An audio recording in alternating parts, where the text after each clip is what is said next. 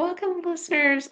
I'm always excited for guests, but I'm really excited this week. Alexis Redding has joined us, and she is a developmental psychologist with 25 years of experience supporting young adults in college in the transition to the workforce. She's a faculty member at the Harvard Graduate School of Education, where she co-leads higher education programs and directs a professional program on student mental health. She has a new book out by Harvard Education Press, Mental Health in College. She's also a featured keynote in TEDx. She just had her TEDx last fall as well. And her work has been featured in The Atlantic, New York Times, NPR, HBR, Fast Company, Forbes, Inside Higher Ed, and Teen Vogue. So, Alexis, I'm so excited to have you. It's wonderful to be here. Thank you so much for inviting me. So Alexis and I met, Alexis's wife, Dory Clark, who's well known in the high publication space. We met through a mastermind I had joined of Dory's, which was delightful. And Alexis had this amazing TED Talk last fall just about mental health and like the stories that we tell ourselves. And I thought maybe we'd just start there, Alexis, with your journey to the TED Talk stage. Like, what was that like? My journey to the TED Talk stage was terrifying. I do a lot of public speaking, but like most speakers, I don't memorize what I'm going to say. You have your talking points and then you vibe with the audience and you go in different directions. But to do a TEDx means you are memorizing a script and delivering it verbatim. And it is hard. It is hard to do that, but very exciting. I mean, it was the first time that I delivered a talk on video. I tend not to record my sessions because I love to be able to share emerging findings from my research that aren't published yet. And so everything about it was a very different experience. It's been very exciting to watch it out in the world and hopefully spread the message, which at the top line is to give good advice to young people. We have to stop just saying, it'll all work out and it was okay for me, and instead share authentically the messy parts of our own stories. And to do that, it means tapping back into those emotions and remembering how hard it is when we asked, really for the first time on our own, who do I want to be? And what is that journey going to look like? And who do I want with me on that journey? And remembering what it was like the first time you didn't get the job that you applied for, or the promotion you were hoping for, or got rejected from the college that you thought was your dream school, and channeling that emotion, that reality, that authenticity into the conversations we have with young people. Mm. I mean, it just hit so much on a deeper level for me, and I'm sure for a lot of folks watching, of remembering what it was like to be that coming of age period, especially like age 18 to 25. We know like the brain, there's so much going on and the wiring and formulating our values and our beliefs around about the world. And like you said, it's the first time that you kind of confront failure. And as high achievers, or like the first time that I don't get the A or the thing I want, and it's like, do. And what seems like minor for us as adults that have had a bunch of failures, it seems like huge for them. And it did seem huge for us when we were going through it. I loved in the TED Talk how you talked about going back and reading the journals and of folks when they were in their early 20s and then them rereading the journals 50 years later. And they're like, I don't remember these big feelings. Like, really, was it that big of a deal? So it's just this like reflection, like time lapse piece that I think is really interesting with mental health too. But, as you were reading through and doing all of this research on storytelling and mental health in college, I'm curious, like, what your ahas were. There were so many ahas. So the study you're referencing was a lost study of students that was conducted throughout the 1970s. And the part that I focus on were students in the class of 1975, which is literally the year I was born. So they graduated from college the year I was born. I've had my entire life since they graduated.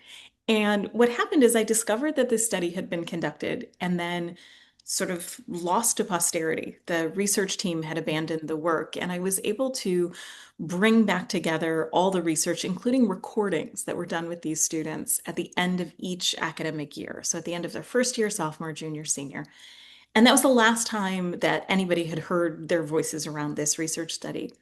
And when my colleague Nancy Hill and I finished doing our analysis of the original project, we realized we wanted to meet these people now 50 years later and to give them the opportunity to listen to their own voices telling those stories. And the first aha was even in listening to those recordings ourselves was how little had actually changed about the emotional experience of being a college student, which flies in the face of everything we talk about in our cultural narrative about all of the generational differences that are out there.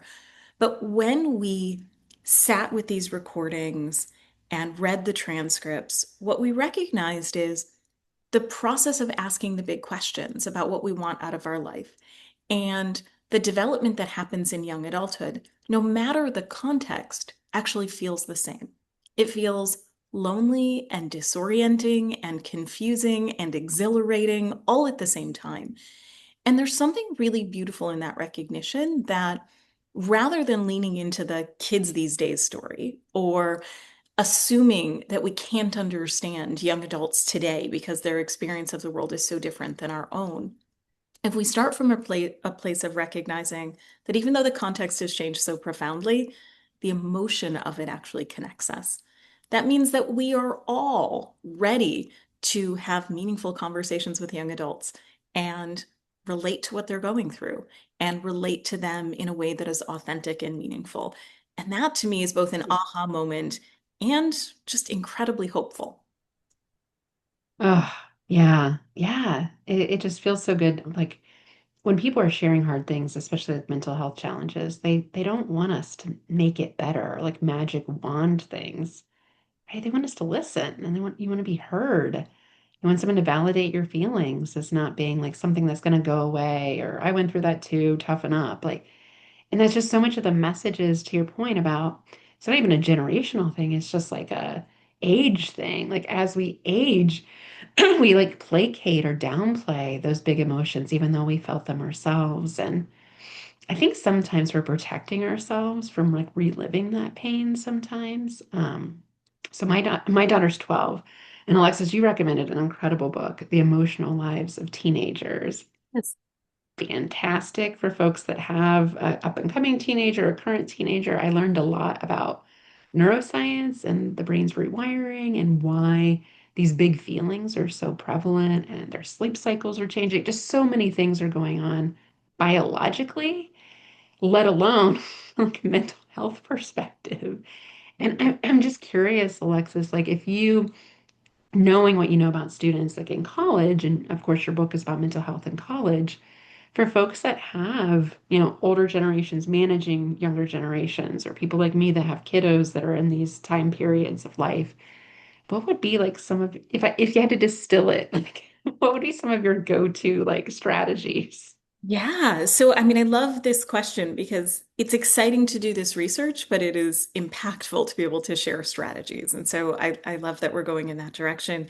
I think there are a couple of things. One, when young people are growing up, they are not yet self-authoring, is the term from the literature. To be self-authoring is to be able to make decisions for yourself authentically, where the voices of people outside of you don't take up too much space, where you're still getting the guidance from the people who love you and support you, but they're not leading the charge. They're not giving you a direction. And so, if we recognize that developmentally young adults are not yet in that space, we can give advice differently. So, Mhm. here's my example. If I have a first year college student come to me and they're trying to decide what they should do for their major, if I were to take a look at their transcript and think about the conversation we've had and recognize that they seem to, gravitate towards STEM classes, I might say and think I'm being helpful. Well, it seems like you're really lighting up around these STEM courses. You should probably, consider being pre-med. They have not heard from me guidance and a suggestion. They have heard a direction.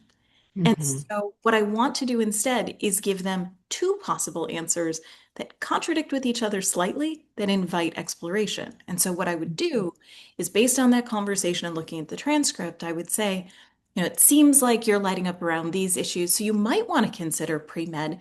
But I also notice that both times you've had an opportunity to choose an elective class, you've chosen something in philosophy. And so I wonder, what is it about philosophy? And there's a course on philosophy of medicine or philosophy of science. Have you thought about combining the two? And now automatically they can't just follow my advice because I've given them two different pieces of advice. And that means I've opened the door to exploration. So that's the first thing.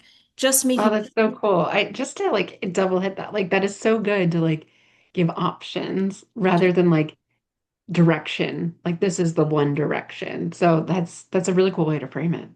and we don't think that's what we're doing because for us, if you said to me, Alexis, you should consider X, I'd be like, that's interesting. I'll explore that because I'm in a very different place. But for a young person, I would have heard you say, do that thing. And so we're just getting rid of the Nike tagline of it all and opening up the conversation and genuine exploration, which I think is easy advice to enact, which I like easily digestible and enactable advice. The other thing is thinking more clearly about our own struggles and sharing them. So Mhm. I got a C- in women's studies when I was an undergrad. And that is one of like no one has ever asked me about that. Nobody has ever asked about it on a transcript in any, grad program or job I've ever applied to. Nobody cares. And nobody would know if I would stop talking about it. But the thing is, I shouldn't stop talking about it because when my students come in and talk to me, I don't need them to know about the diploma on the wall or this thing that I did that was successful. I need them to know that I know what it feels like to get a C- Mhm. and to feel disoriented by that and confused and stressed and all of those emotions, and also to know that it was kind of okay on the other side. And so being able to be vulnerable about those moments and to celebrate I stumbled and this is what it looked like. This is what it felt like. I know what you're going through because of that. Mhm. Not aspire to have some perfect trajectory because none of us have a perfect trajectory. But if we don't say it, they don't know it. Mhm. Well, and they see us as an authority figure. Back to your earlier point, it's not an idea, it's advice. It's like, I should do this thing. Same with this. If you show your own vulnerability and failures and shortcomings, they're going to feel a heck of a lot more comfortable doing the same. And and I'm curious, well, one, are more did you have other strategies, Alexis? I mean, there are so many I don't. strategies.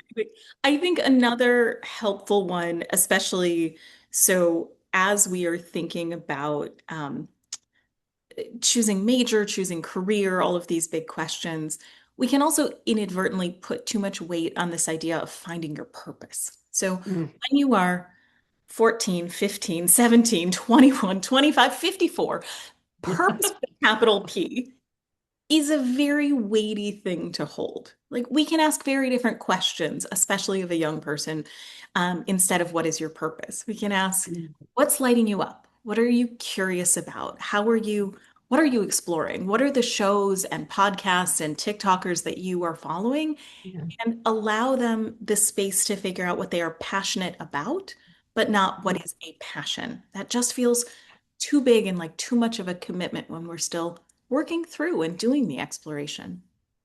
I think all of those three strategies really tie together around this uncertainty and this transitional time that they're in, where there's less certainty than there is at a later chapter in life.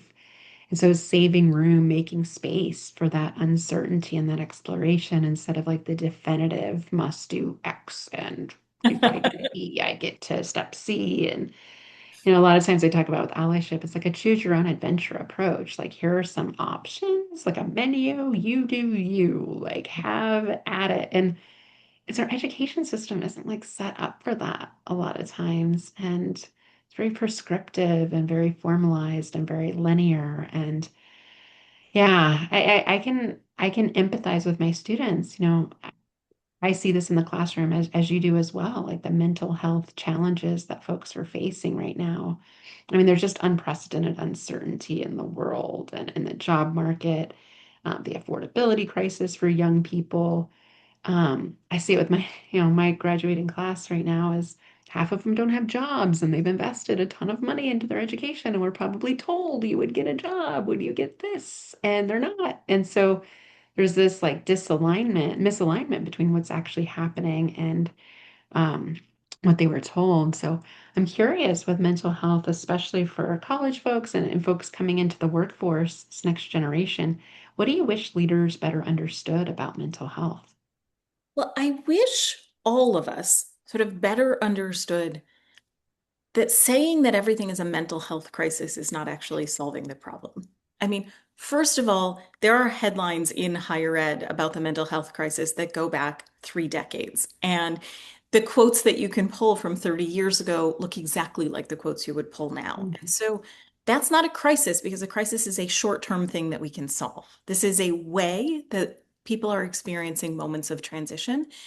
And by labeling everything as a crisis, we Mhm. are ramping up the temperature too much. We are making everybody too nervous to have real conversation. And so, what we're trying to do in the book is to level set on that conversation because for students who are in crisis, it is incredibly important that we take that seriously, we get them the support that they need, and we don't miss something. That is literally life and death. But it doesn't mean that every student who is struggling is at the level of crisis. And what's happening now is our gut reaction, our immediate reaction is not to sit with somebody who says, I'm having a hard time or I'm feeling depressed. It's to refer them to clinical counseling.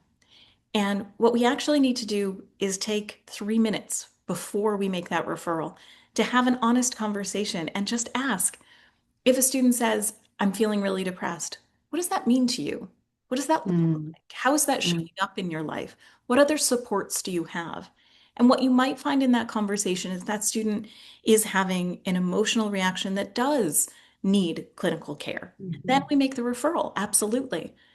But we might equally find a student who says, well, getting a B- in a class for my major, and I'm fighting with my parents about what to do this summer, and my term bill is due, and it just feels really hard this week.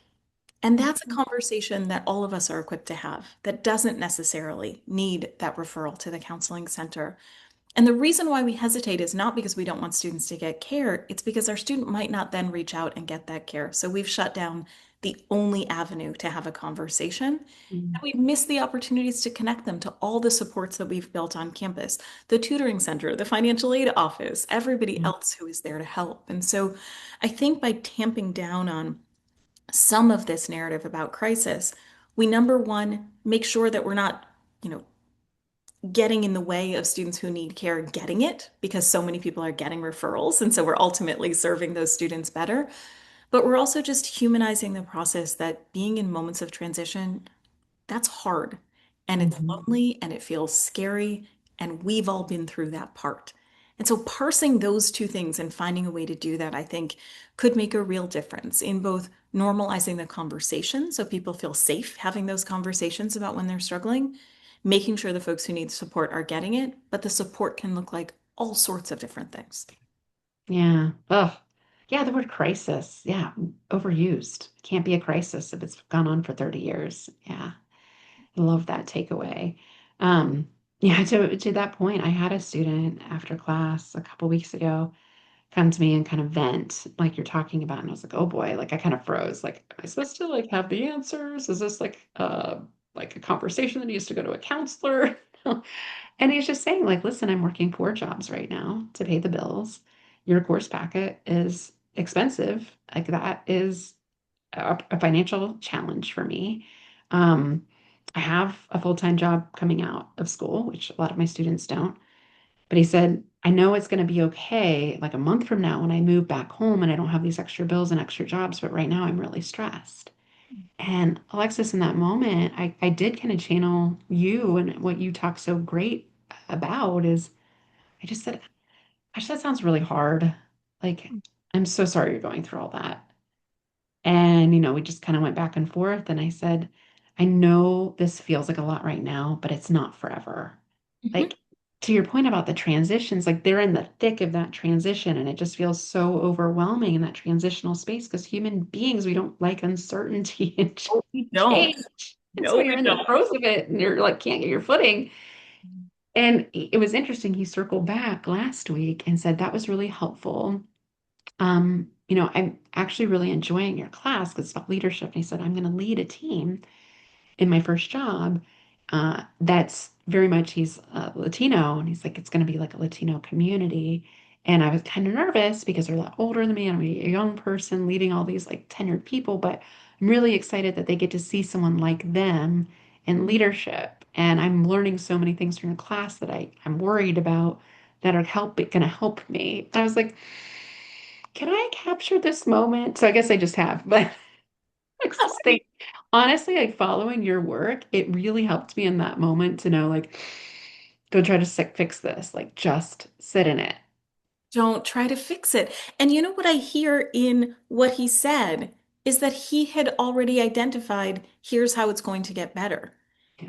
That was another clue to you of I can sit here, I can validate what he's experienced, I can help troubleshoot around what's going on and be in this moment and not necessarily make a referral because he has just said, and here's how it's going to get better. Oh, yeah, that's a great point. Yeah. And just listening for those things, like you said, validation, which we did a whole episode with Dr. Caroline Fleck a few months ago on validation. And it's just one of my favorite tools because it's so practical, similar to what you're sharing here, is like, oh, wow, like, thanks for sharing that with me. Oh, wow, it sounds like this. Or, oh, you just said that. Like, what does that mean to you? So it's just a helpful strategy when someone's dealing with pain to like not distance yourself from it, not try to problem solve, but recognize the moment they're in and try to meet them where they're at. And Um, yeah.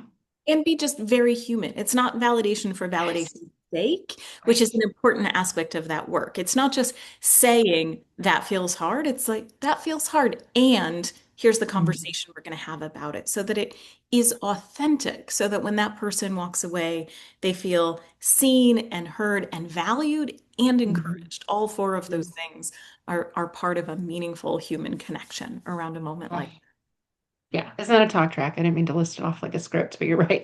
Yeah, say it in a human, like genuine way that you're no, no, no. listening. It wasn't a critique, but I think when we're like trying to enact these ideas, it's so important to be imperfect in the moment and just Yeah. be part of it. And I love that. I love knowing that he circled back also to talk about the hope that he's bringing from your classroom and the inspiration that he'll bring to others. That's really beautiful.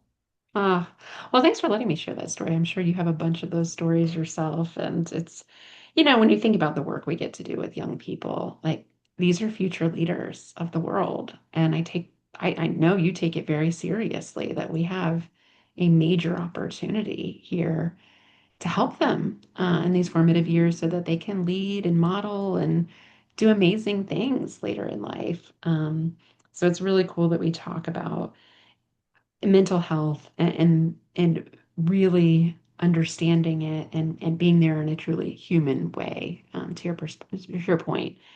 Alexis, I know it's mental health awareness month, and not that there's like a 1 month we do it and like move on. Like I have mixed feelings about these cultural celebrations and event months. But thinking about mental health in the workplace, like anything we haven't talked about that you'd hope listeners would want to leave with is like, how can I be more supportive of this?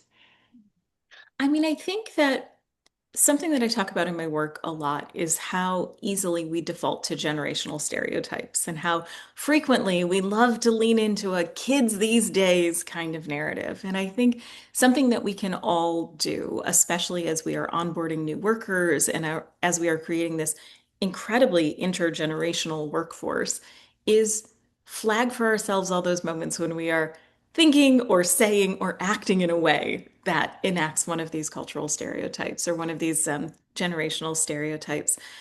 I have so much hope about this generation and the way that they openly talk about their feelings. And I have the data going all the way back to the 40s of people talking about the same issues, but with a lot more shame and stigma. And I think that there are ways we can talk about this generation and celebrate the fact that they are helping to destigmatize what it is to struggle in the ways that all of us know are very typical, very normal, and developmental puzzles that we each go through in our lives. I think that is super exciting. I was saying to a group last night, I was doing a talk for the book, that one of the places I have the greatest amount of hope right now is an article I read the other day in the Boston Globe about influencers on college campuses.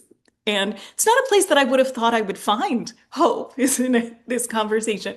But they were talking about this young woman at Amherst who is has noticed that when she posts videos that are like not all done up in makeup, that are talking about the hard days and the real challenges, that those are the ones that are getting the most likes. And in this moment where we have to fight back against this college will be the best 4 years of your life narrative and the perfect dorm room aesthetic that is flooding the Instagram feeds, the power of individual students who have a following to talk about this is hard, here's how I'm figuring it out, here's what an ordinary Tuesday looks like, here is what it is to feel lonely, even though you are surrounded by a community and events. That Mhm. actually feels like it has the power to transform conversations. And so I'm taking a lot of hope from that, that Boston Globe article and that idea of sharing the messy middle while they're living it. I mean, that Yeah. could be transformative. I hope it is. Yeah. That's so cool. Yeah, instead of the perfect dorm room setup, I love that. Here's what a Tuesday looks like for me. What Tuesday looks like. Absolutely. Absolutely. So cool. Well, Alexis, I love all the work you do. And listeners, be sure to follow Alexis on LinkedIn and all the places. But tell us, I know we can get the book most places, Mental Health in College. Mental health in college, what research tells us about supporting students. Awesome. Awesome. So we'll be sure to link to that in the show notes, as well as the TED Talk, which is it's under 10 minutes. I've watched it multiple times, and every time I watch it, I take something new away. So thank You. you. Thank you for all the great work you do, Alexis. Thank you for the invitation. It was wonderful to be in conversation.